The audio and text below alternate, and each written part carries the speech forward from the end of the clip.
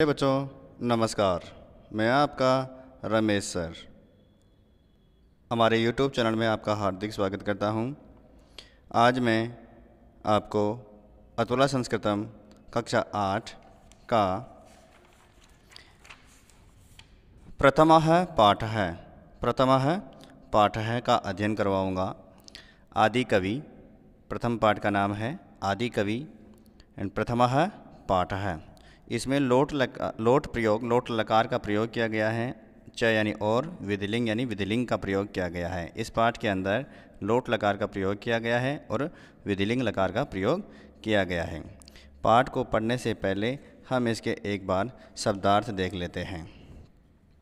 दस्युः डाकू, पुरा प्राचीन समय में, प्राण हरणे अपि जान लेने पर भी, सहभागिनः सहयोगी, बद्ध्वा बांधकर या जोड़कर, विष्णुः खिन्नः होकर, उपगच्छामि पास जाता हूँ, चित्त परिवर्तनम हृदय परिवर्तनम मन का परिवर्तन होना, धन लुंठनम धन लूटना, मत पार्श्वे मेरे पास, पृष्ठवा पूछकर, भुंगते फल प्राप्त करता है, उन्मिलितवान खोल दी, जपन जपते हुए।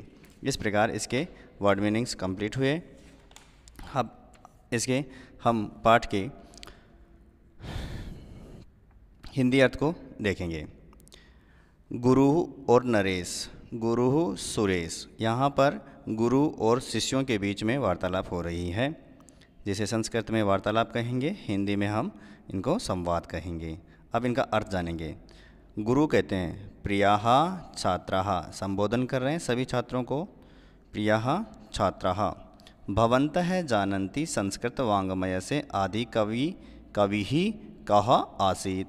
कि प्रिय छात्रों, भवन्तः यानी आप, जानन्ति यानी जानते हैं कि संस्कृत वाङ्मय से, संस्कृत वाङ्मय यानी संस्कृत साहित्य के, आदि कवि यानी आदि कवि, कह यानी कौन, आसीत यानी थे।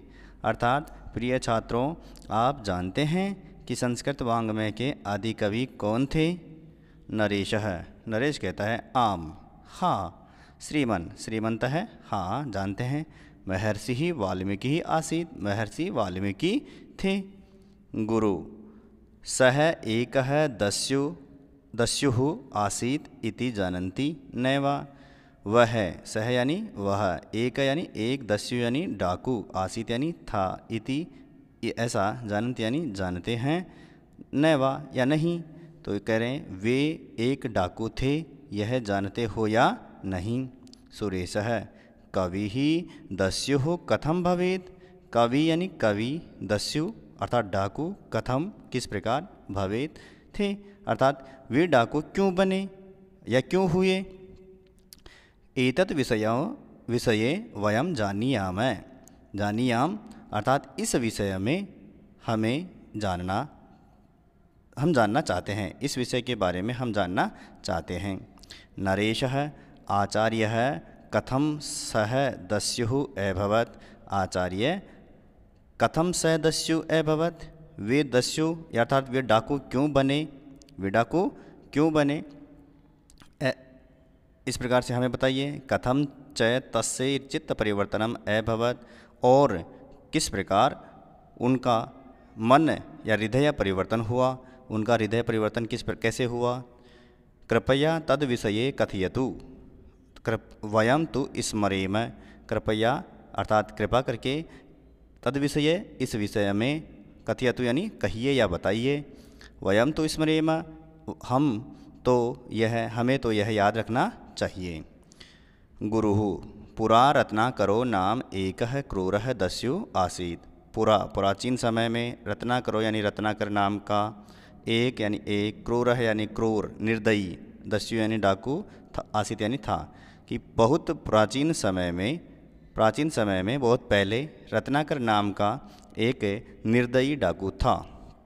वनांतरे, जंगल में, पथिका नाम आने जाने वालों को, यात्रियों को, धन लुंठनम उनका धन लूटना, एव यानी ही, तस्य यानी उसका, उसकी, जीविका साधनम आसीत अर्थात उसका जीविका का साधन था। वनांतर यानी जंगल में, पथिका नाम आने जाने वाले यात्रियों, धन लूटना ही उसकी जीविका का साधन था। अर्थात जंगल में आने जाने वाले यात्रियों का धन लूटना ही उसकी आजीविका अर्थात कमाई का साधन था।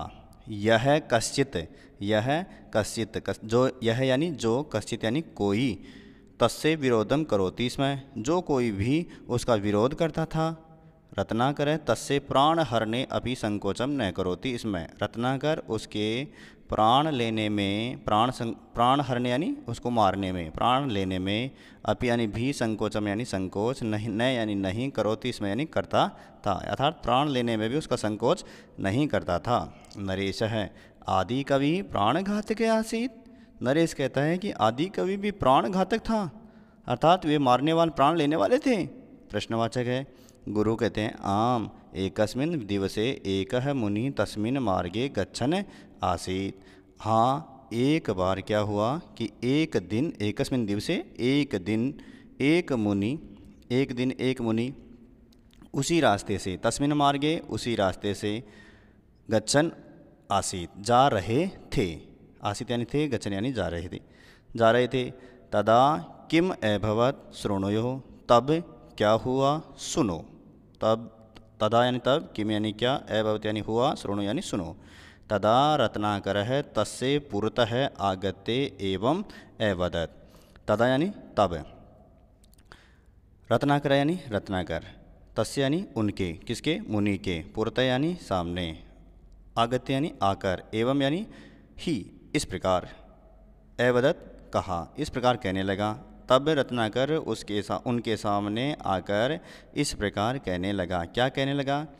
रत्नाकर है उच्चई, जोर से कहता है, भो मुने, हे मुनि, तत्रैव तिष्ठ, तत्रैव तिष्ठ, तत्रैव यानी वहीं पर, तिष्ठ यानी रुक जाओ, वहीं पर रुक जाओ। यत जो, किंचित कुछ, तव तुम्हारे, पार्श्वे पास में, अस्ति यानी है, कि जो कुछ तुम्हारे पास में है, तत् सर्वम मह्यम देहि, वह सब कुछ मुझे दे दो, वह सब कुछ किसको दे दो?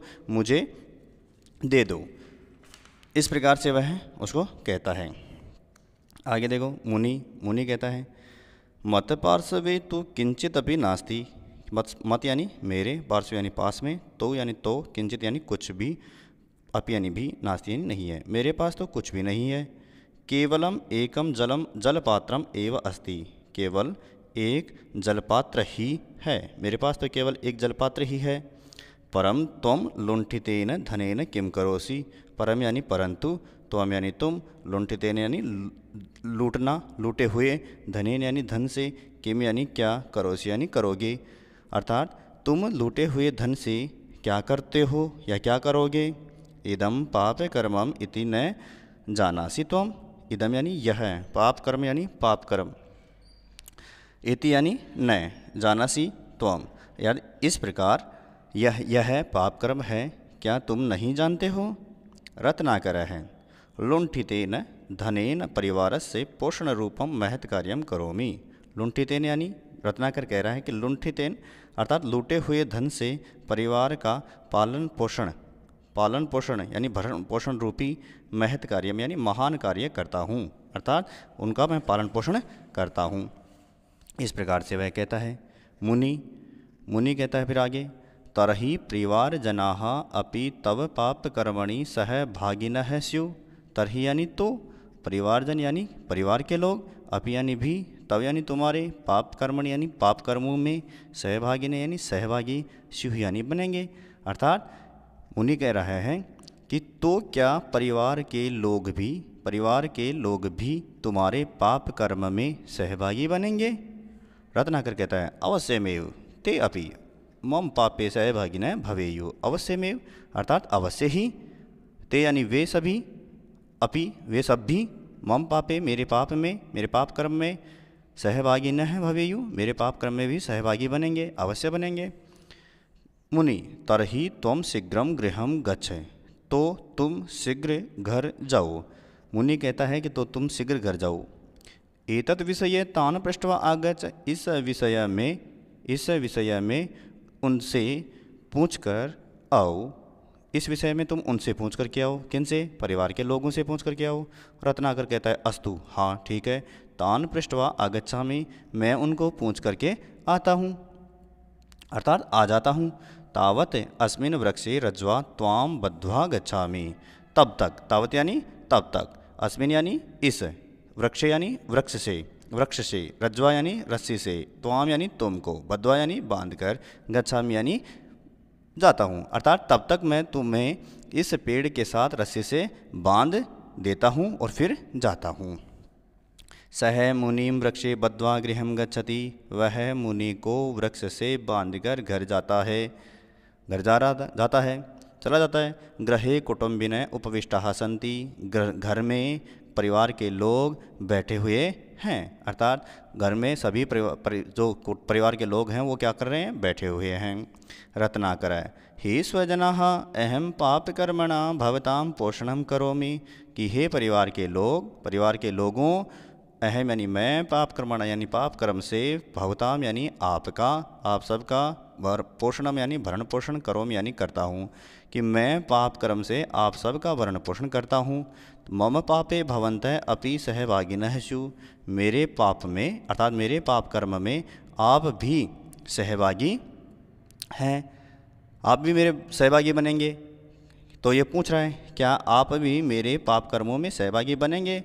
तो सबसे पहले पिता ये बात कहता है, पुत्र कथम वयम तव पाप कर्मणि सहभागिनः भवेम, अर्थात पुत्र इस बात से संबोधन करते हुए कहता है कि हम तुम्हारे पाप कर्म में सहभागी कैसे बन सकते हैं, कैसे बन सकते हैं। यहाँ पर ये उल्टा है, यहाँ पर पुत्र होगा और यहाँ पे पिता होगा। तो पिता कथम वयम, अर्थात पुत्र कहता है पिता से कि हम सब आपके पाप कर्मों में सहभागी कैसे हैं? पाप कर्म तो आपने किया है ना।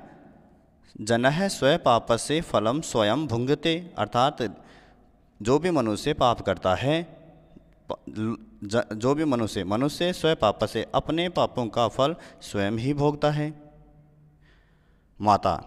फिर माता कहती है वयम किम जानीयामः, वयम किम जानीयामः, अर्थात हमें क्या पता, वयम हम सब क्या जानते हैं, कि त्वम किम करोसि, हमें क्या पता कि तुम क्या करते हो, केन वा प्रकारेण, किस प्रकार से, अर्थात किस तरह से, धनोपार्जनम करोसि, तुम किस प्रकार से धन कमाते हो, हमें क्या पता इसका। पापात धनार्जनम कुर्या इति अहम न उपादिशम, अर्थात पाप करके धन कमाओ, पाप से धन कमाओ, ऐसा हम तो नहीं उपदेश देते हैं आपको, अर्थात इस प्रकार से तो मैंने उपदेश नहीं दिया आपको। कौन कहती है? माता कहती है। रत्नाकर कोपि नास्ति मम पाप फलस्य सहभागिनः जनः, अर्थात कोई भी, कोपि यानी कोई भी, नास्ति यानी नहीं है, मम मेरे पाप फल से, अर्थात पाप का जो फल होगा उसका सहभागी नहीं होगा, कोई भी मेरे नहीं होगा, कोई भी मेरे पाप फल का सहभागी नहीं होगा। मम पत्नी संततयस्य एवमेव ब्रूयुः, मेरी पत्नी है, इसके बारे में कौन कह रहा है कि मैंने सबसे जाकर के पूछा कि मेरी पत्नी, मेरी संतान, एवमेव इस प्रकार से उन्होंने मुझे कहा, अर्थात यही कहा मुझे, कि वो कह रहे हैं कि हमें कोई मतलब नहीं है, आप जो पाप कर्म करें तो आप ही भोगेंगे। धिक, अर्थात हाय धिक्कार है, तरही किमर्थम अहम लुंठनम कुर्यामः, तो तरही यानी तो, किमर्थम यानी किस लिए, अहम लुंठनम कुर्यामः मैं लूटपाट करता हूँ, अर्थात तो मैं किस लिए लूटपाट करता हूँ। सह मुनि ही सत्यम एव एकथयत, वह मुनि, सह मुनि अर्थात वह मुनि, उस मुनि ने सच ही कहा, उस मुनि ने क्या कहा था? सच ही कहा था। अहम कदापि पाप वृत्तिम न करिष्यामि, मैं कभी भी पाप कर्म नहीं करूँगा, मैं कभी भी पाप कर्म नहीं करूँगा। मुनिवरम उपगच्छामि, मुनिवर के पास चलता हूँ। उपगम्य विष्णुनः भूत्वा स मुनेः चरणयोः अपतत, मुनि के पास जाकर दुखी होकर वह मुनि के चरणों में गिर गया, अर्थात गिर पड़ता है। मुनि उसको उठाते हैं, वत्स आत्मज्ञानेन दीप्तः त्वम ईदृशं पापकर्म कदापि मा कुरु। वत्स, हे वत्स, आत्मज्ञानेन यानी आत्मज्ञान के दीप्त है, आत्मज्ञान के कारण दीप्त है, तुम्हारा प्रकाशमान हुआ है। तुम ईदृशम इस प्रकार का पापकर्म कदापि यानी कभी भी माँ नहीं मत कुरु यानी करना। अर्थात हे वत्स, आत्मज्ञान के कारण प्रकाशमान होने के बाद तुम इस प्रकार का पाप कर्म कभी भी मत करना। स्वजनानाम उत्तरेण शोकमग्नस्य तव हृदयम अश्रुजलैः निर्मलम अभवत्। स्वजनानाम यानी अपने परिवार के लोगों के, अपने परिवार के लोगों के, उत्तरेण यानी उत्तर को, शोकमग्न से उत्तर को सुन करके, शोकमग्न शोक में, दुख में, मग्न तुम, तब यानी तुम्हारा, हृदय में यानी हृदय, अश्रुजलई अश्रु आंसुओं के जल से, तुम्हारा हृदय अब आंसुओं के जल से निर्मलम अभवत् अर्थात निर्मल हो गया, साफ हो गया है। अर्थात अपने परिवार के लोगों के उत्तर को प्राप्त करके, सुन करके शोक में मग्न तुम्हारा हृदय अब आंसुओं के जल से निर्मल हो गया है। रत्नाकर है अंजलिम बद्वा, रत्नाकर अंजलिम बद्वा, हाथ जोड़ करके, अंजलिम बद्वा अर्थात हाथ जोड़ करके, दोनों हाथों को जोड़ करके कहता है, मुनिवर, हे मुनिवर, भवान एव मम नेत्रम उन्मिलितवान। भवान यानी आप ही, आपने, एव यानी ही, मम यानी मेरे, नेत्रम यानी आँखें, उन्मिलितवान यानी खोल दिए हैं। अर्थात हे मुनिवर, आपने ही मेरी आँखें खोल दी हैं। अधुना अहम किम करवाणी, अधुना अहम किम करवाणी, अधुना यानी अब, अहम यानी मैं, किम यानी क्या, करवाणी यानी करूं, अब मैं क्या करूं। मुनि कहता है, त्वम सर्वम लुंठन कर्म त्यक्त्वा भगवत स्मरणम कुरु, कि तुम सारा लूटपाट का कार्य छोड़ करके भगवान का स्मरण करो। अर्थात तुम सब जो भी काम करते हो लूटपाट का, वो छोड़ करके भगवान का याद करो, भगवान को स्मरण करो। गुरु कहते हैं, एव मुनि रत्नाकरयो हो संवादम उक्त्वा। इस प्रकार से मुनि और रत्नाकर के बीच का संवाद बताकर, मुनेः उपदेशेन राम राम इति जपन स, मुनि के उपदेश से राम राम इस प्रकार जप करते हुए सह दस्यु महर्षि वाल्मीकि अभवत्, वह डाकू महर्षि वाल्मीकि बन गया। वाल्मीकि ही एव आदि कवि इति सुविख्यात है, वाल्मीकि ही आदि कवि के नाम से प्रसिद्ध है। प्यारे बच्चों, उम्मीद है आपको अर्थ समझ में आ गया होगा। अगले पार्ट में, वीडियो के अगले पार्ट में हम इसके प्रश्न उत्तर करेंगे। धन्यवाद।